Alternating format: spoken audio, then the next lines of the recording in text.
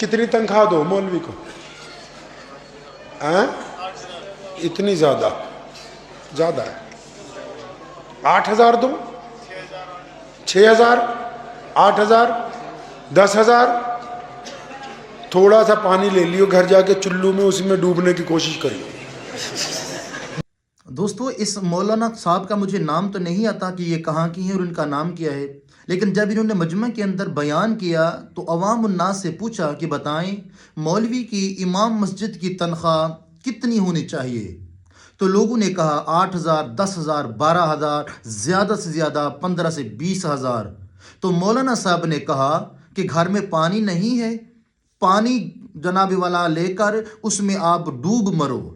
تو اس نے حقیقت سے پردہ فاش کر دیا ہے. اگر آپ کو یہ ویڈیو پسند آئی ہے تو اس کو شیئر لازمی کریں، لوگوں تک ہر جناب